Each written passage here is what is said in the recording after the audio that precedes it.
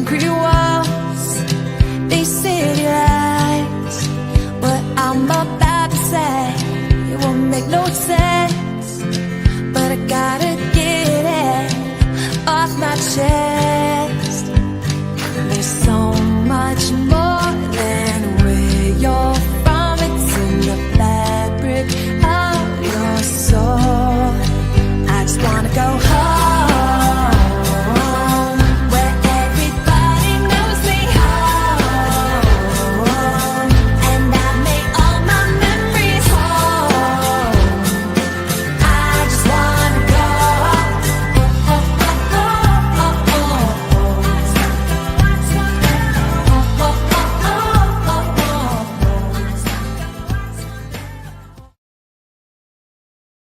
Hey everybody, come on to the Cajun Cooking Experience. This is Buddy here, and we are live. My comments up. We are live on Wednesday night.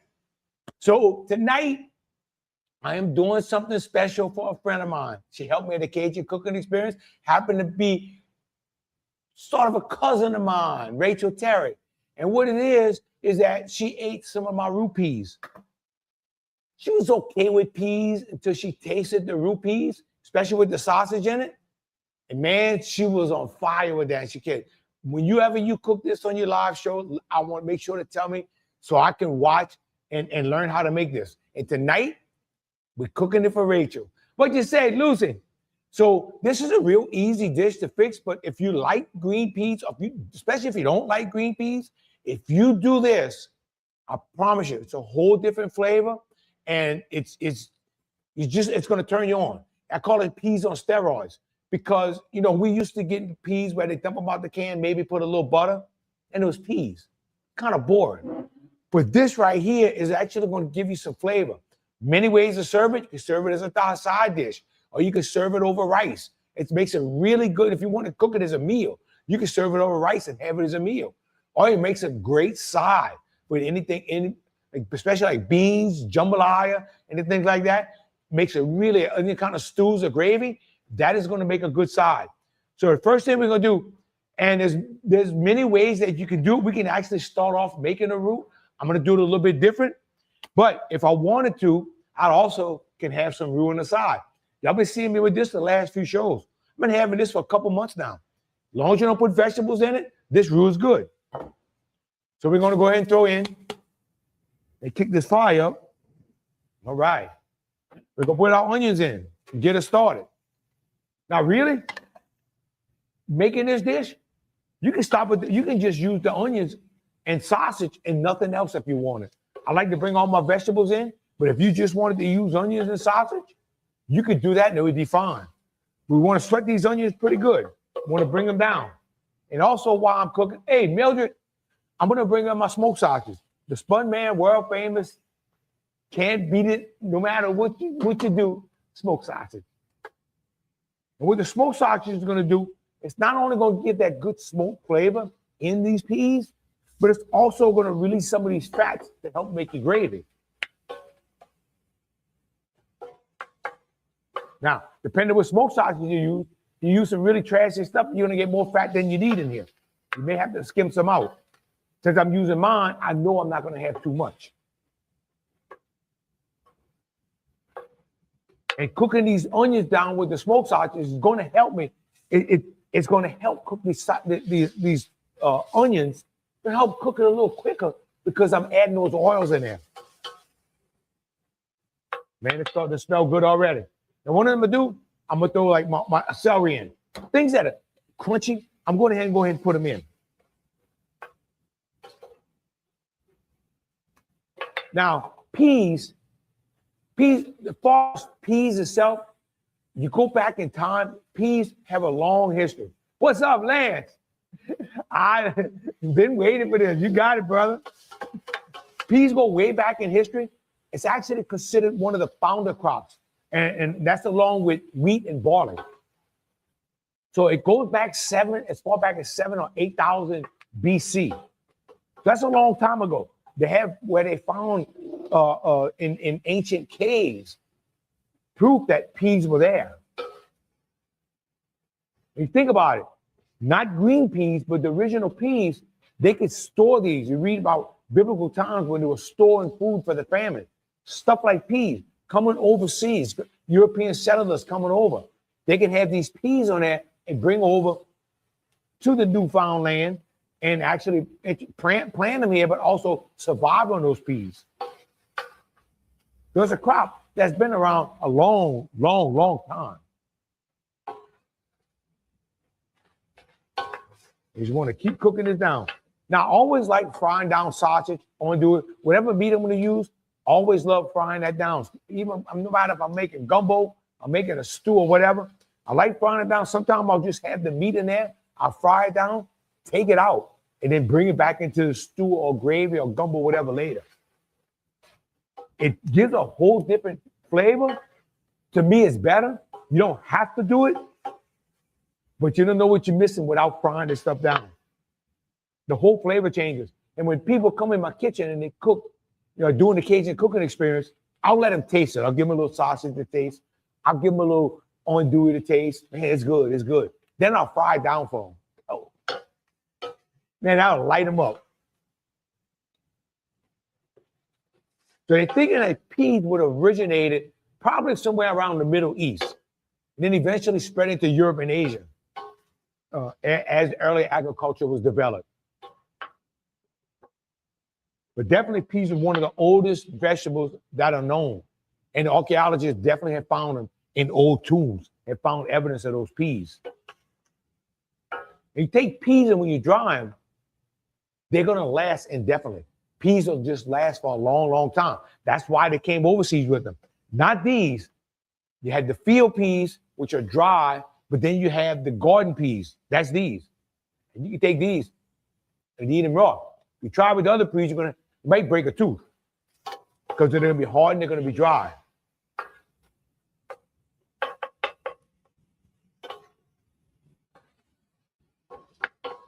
You're thinking about it, Francis, what's up? So you're coming overseas, you're bringing these peas. It's one of the first crops that would be grown in North America in the new land by the English colonists because they could bring this over and grow it over here.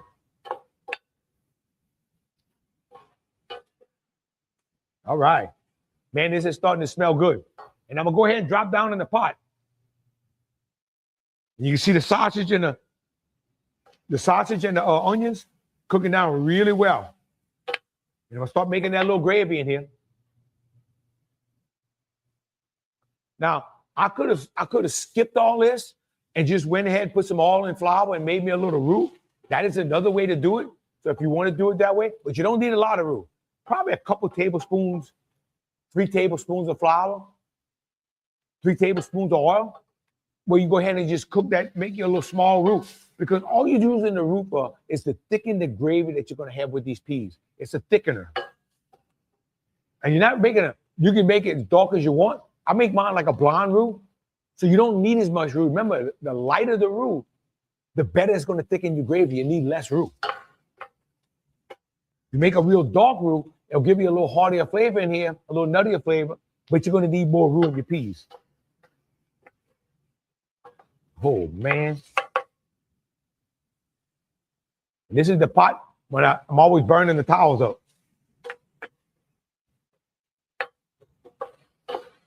Now, these green peas like we see here, these peas are eaten around the world every day. This is a very popular dish. And if you look at it, look at the color. Look at the dark color. These are frozen, IQF frozen in the bag. You can get them out the can. Look, thank God we have canned goods, especially when we have times of like hurricanes, no electricity, we can't cook, or down with utilities. Good to have canned goods. But I always looked at it as, because some popcorn farmers told me this about popcorn, is that they put the kernels in the bag because that's the bottom of the crop. I always look at cans being stuff that you can hide in the can. May not be true. I may be way out, but I'd rather see in the bag. And what happens, they pick these, they blanch them, and they quick freeze them. So you have very good nutrition. The nutritional value is going to be very high in these peas. Okay. Now we'll bring a little bit. You can see down in this pot, you can see we got a lot of sticking going on down here. This is going to help build my gravy. Look, you can see the brown color, the stock as it's hitting this pot. That's going to help give you a lot of flavor in these peas.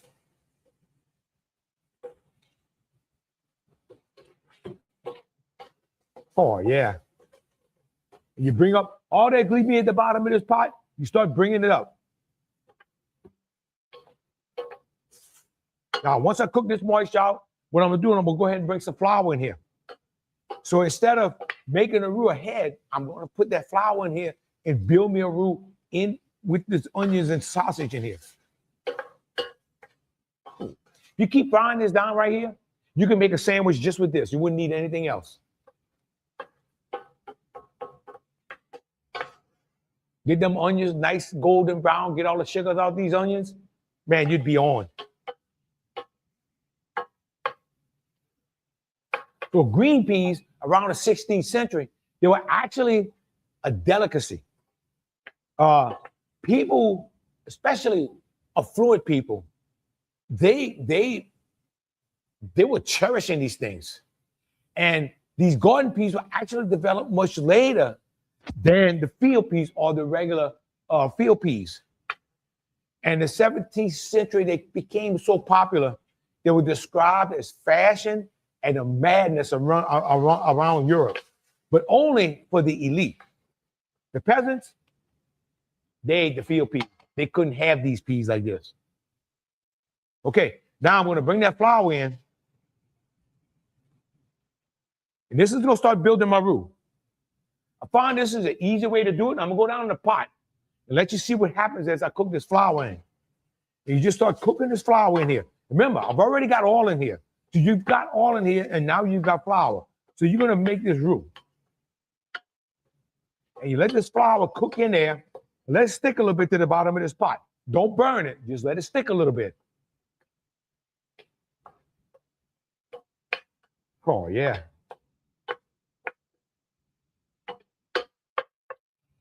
You see it? You see the bottom of this pot where it's starting to get that stick? And what you're starting to get, that flour is going to brown down there as it's sticking. It's going to start browning. You just got to keep it moving because what you don't want to do, you don't want to burn it. And my spoon's getting hot. Okay. Just keep it moving.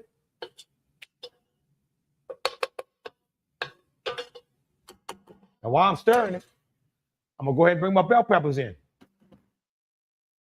Now, bell peppers, they'll cook down as the peas cook down. I'm just going to throw them in for a little bit.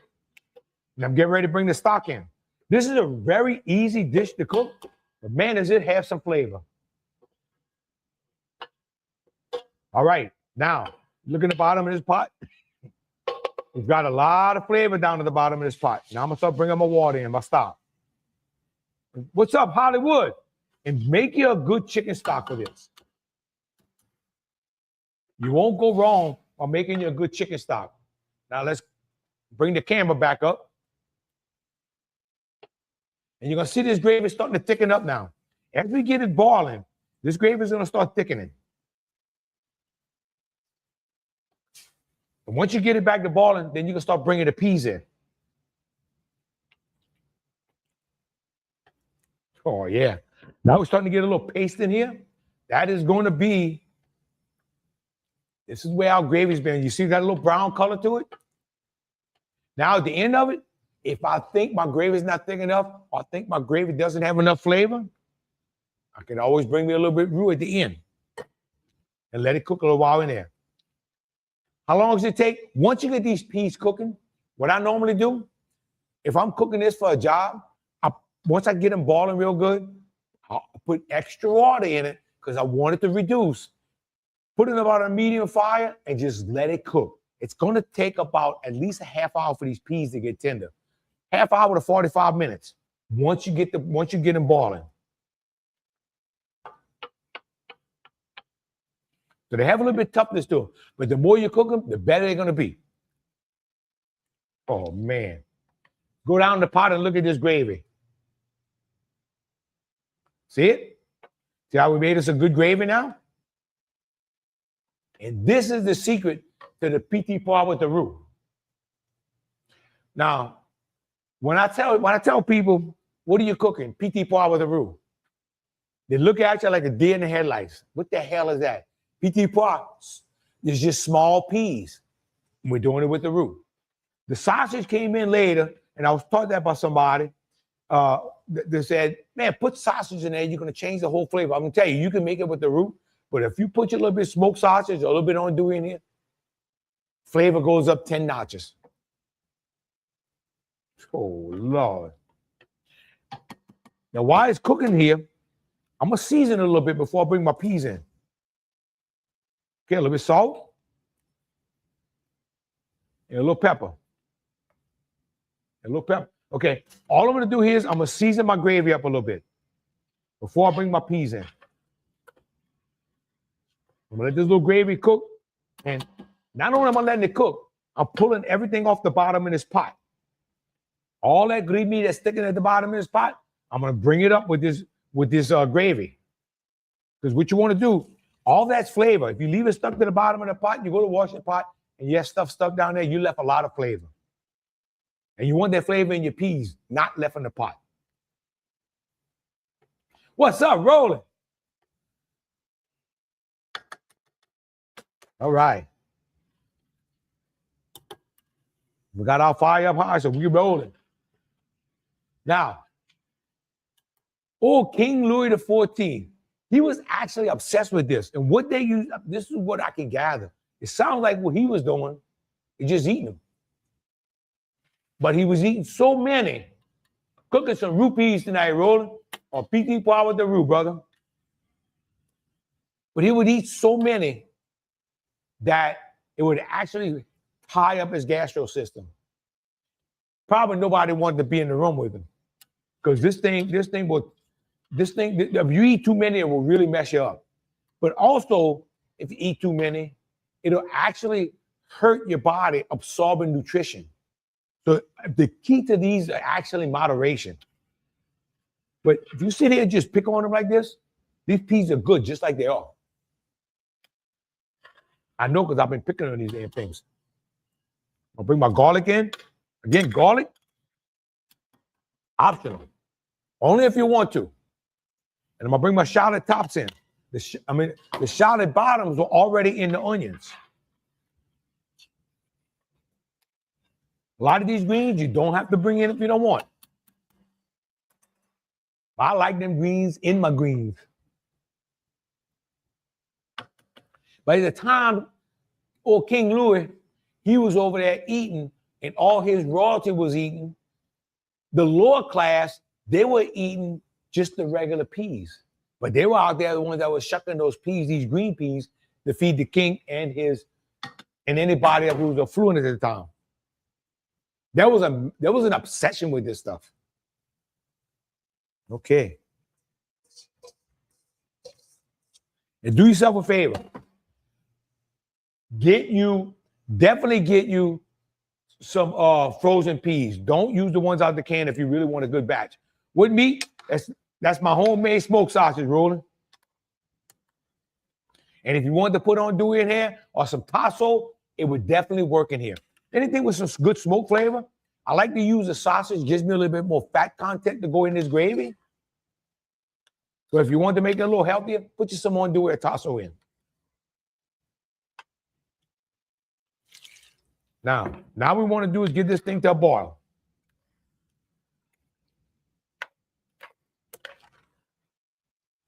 And I have to try one of these pieces of sausage.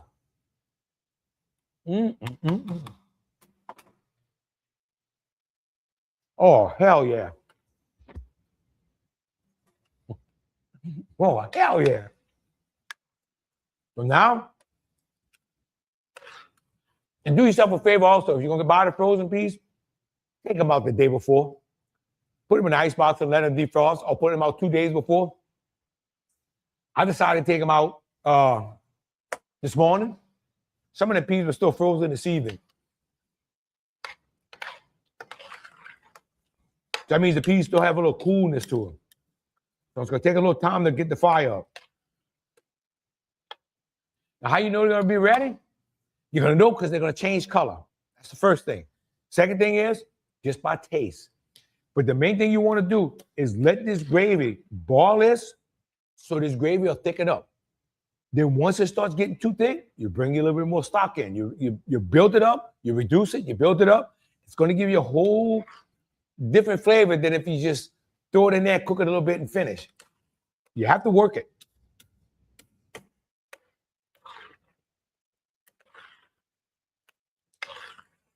Okay, and what I'm doing right now, I'm just feeling the bottom of this pot. I want to make sure that's a lot of peas. So Roland, what I'm going to do with these peas, I'm going to cook them. I'm going to eat some of these, but most of them are going to go in the freezer. Reason being, because I know I got a couple of jobs coming up. I might have some peas cooked ahead. But you can freeze these in some pint containers and have them once a week. Have them make them a meal once a week over rice, or you can have them as a side dish with something that you're eating. So if you're going to cook in a nice little batch, make it some little pint containers, put them in the freezer so that you can use them. Eating these once a week would be pretty good. That'd be pretty good. But it is a lot of peas. It's probably about 4 pounds of peas.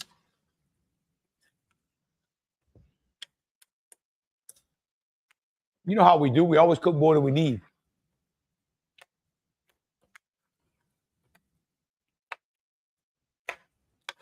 So you go back and you take the peas that were there first. And that would be about like the field peas, the hard peas. They would have been used like making flour off of porridge. Porridge would be like I'd boil some field peas and I'd make me a little field peas over rice. That would be their porridge. Whereas the green peas, they were in a larger pod, and those were made where you could eat them fresh. That was the difference.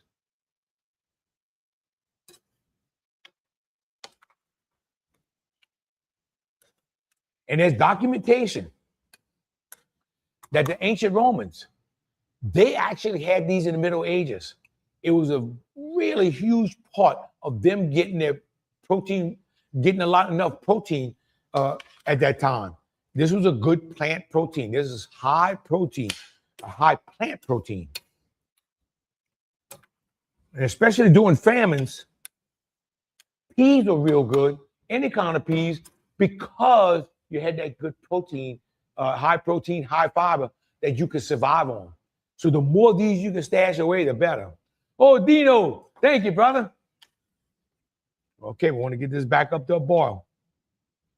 And I have nothing left at the bottom of this pot. This is what I keep feeling for.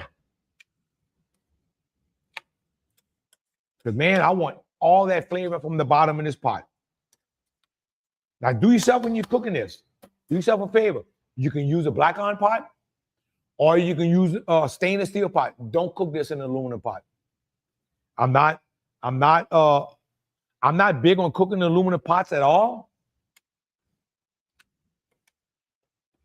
Because to me, they're just not thick enough. T. Jackson, it's all good, brother. T. Jackson. That'd be my buddy Tim. Man, it's all good, brother.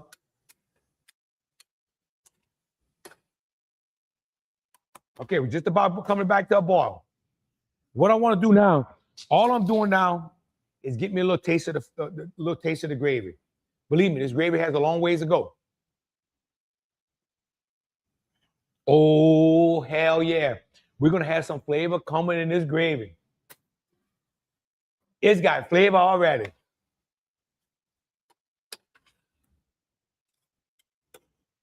Where you living at these days, man? Last time, I can't remember last time when I asked you where you were living. I know you got out the tundra, though. So in the 20s, there was a guy, as these were getting popular and the canning process was getting popular with the peas, then in Texas, all right, brother, you're almost home. There was a guy, his name, y'all heard his name before, Clarence Birdseye. You heard the name Birdseye. He came up with the way to actually freeze these so he can preserve the bright green color. So it goes back as far as the 20s. Now we're starting to get a little ball in here.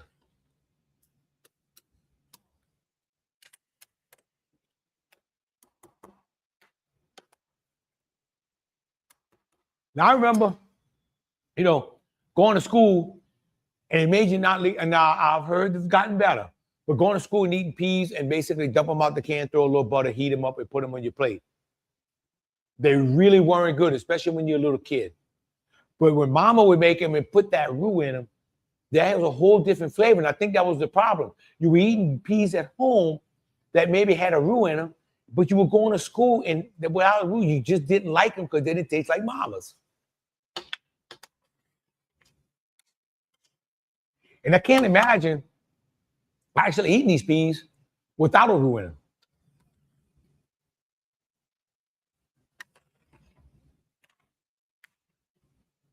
Okay, now we're getting ready to come back to a boil.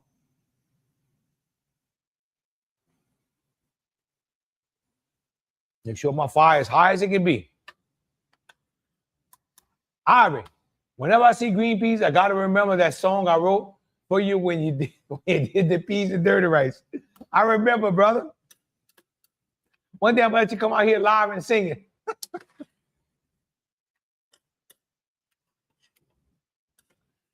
And dirty rice is something I'll be doing real soon, maybe next week. Now, y'all know when I do dirty rice, I'm going to grind my own meat. I'm not doing it with any store-bought meat, and I'm going to make sure that I have some clean meat to do it.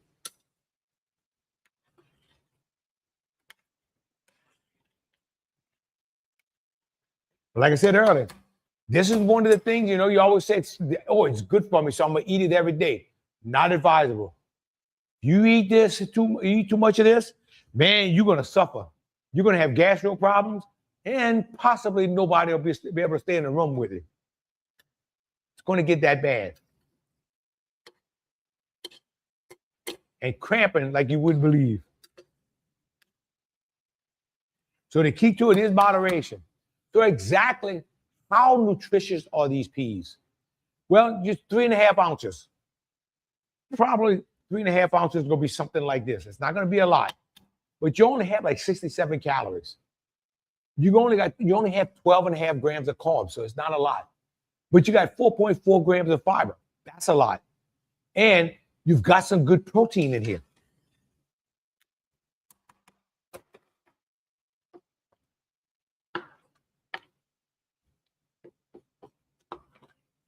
All right, now we're coming. Now, one of the things I like to do, we got to show our sugarcane farmers a little loving. Well, in this case, we're going to show them a lot of loving tonight. One of the things I learned with green peas is sweeten them up a little bit. You don't have to do this if you don't want. The ladies that used to cook for me, they're the ones that taught me this, is that bringing that little sugar in these green peas, that's why they used to call them sweet peas. You bring a little sugar. If you want to bring brown sugar, whatever sugar you like, that's fine. And you don't want to overpower it. You don't want it too sweet. You don't want it to taste like a candy dish. But you want to just knock that little bite out of it.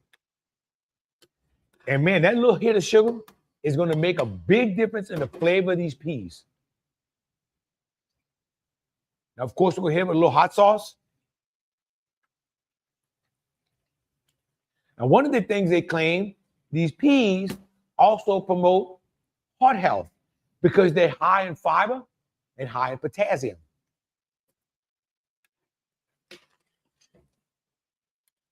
And potassium is good to lower your blood pressure.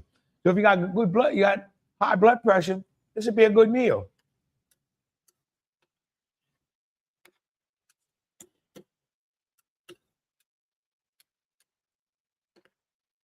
All right, now we're going. Now I want to taste. I'm going to get a little taste to see how the sugar's coming in and my seasoning. Remember, I seasoned the gravy. These peas are starting to pick up that seasoning. Because I want to start seasoning this dish.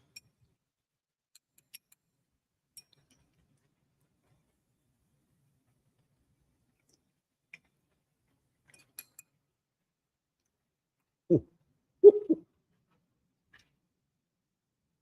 When I season that gravy, hey, Joanne, when I season that gravy, man, I nailed it.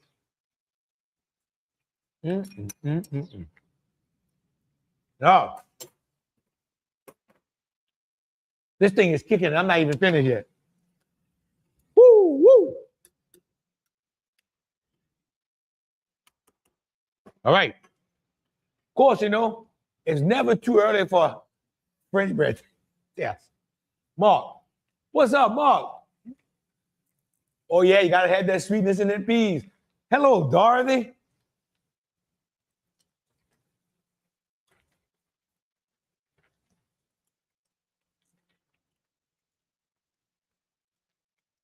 Oh, man. Got to give it a try. I just tuned in. Is that sausage don't do in there? Joanne, that's smoked sausage. That's my smoked sausage in there. And that smoked sausage is going to help bring a little fat in, especially when you're cooking. You want to cook it down with the onions all together. It's going to help cook those onions and build that gravy with that sausage.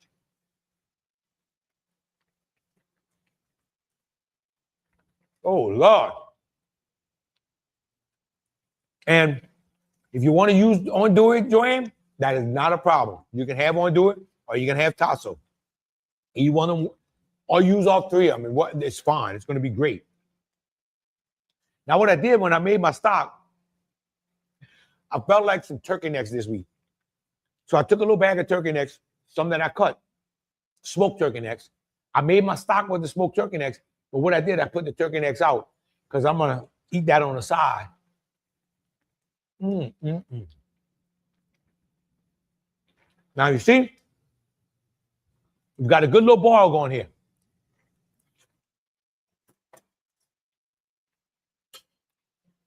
Look at here.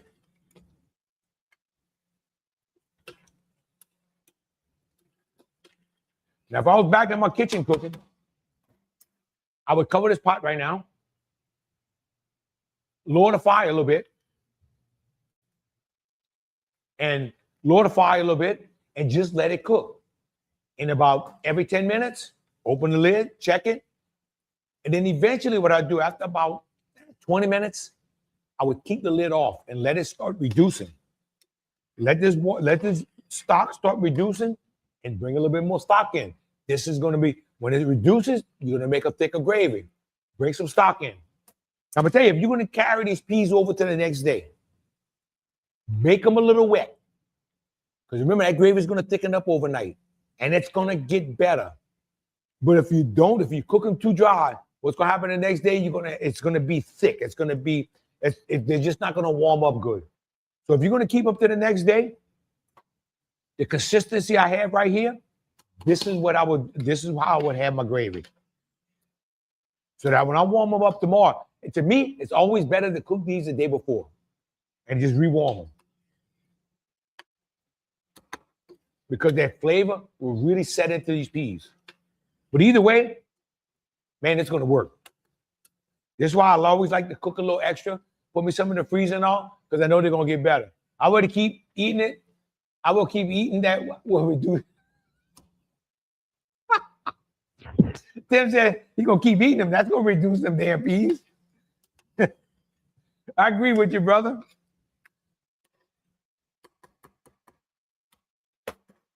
I got to try this French bread again. Shit. I realized this is damn good with this French bread.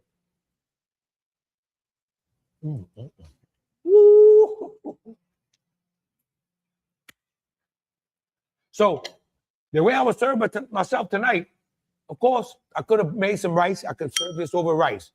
Excellent dish to serve over rice. If you have some red beans, white beans, if you have some jambalaya, this is awesome. Cream potatoes. This is an awesome side dish. My mom always had this with cream potatoes. And the only way I would eat peas when I was young is they were cooked in the gravy, that I would take the gravy and mix it, and the peas, mix it all up in my cream potatoes, and I would eat them, but I wouldn't eat them any other way. I obviously missed the beginning. What you cooking? Is it peas with the roux? You got it, Ivy. PETIT with the roux, brother. All right. Rachel, I'm always hated peas, but roux peas is my favorite now. So Rachel told me she never liked peas. It was out there at Destrehan Plantation. She told me, I do not like peas. I said, but just taste them. All you got to do is taste them. She turned on now. She's tuned in. Joanne, is that frozen peas or canned? These are frozen peas. These are the IQF frozen.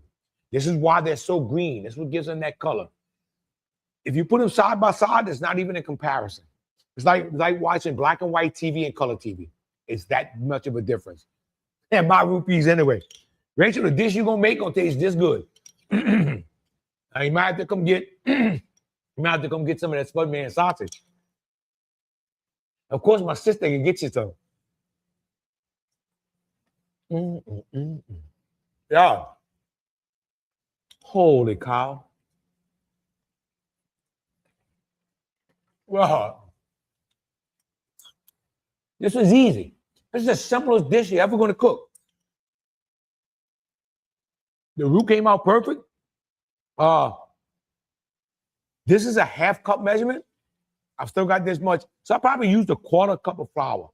That was it. Oh.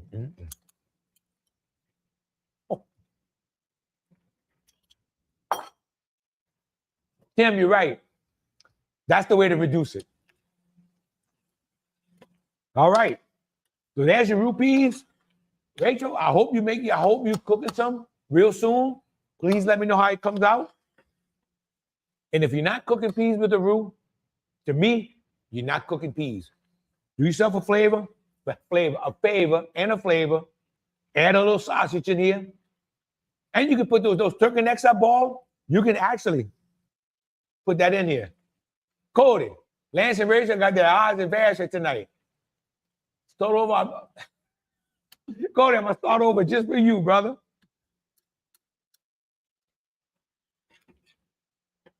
You got to watch the replay, brother.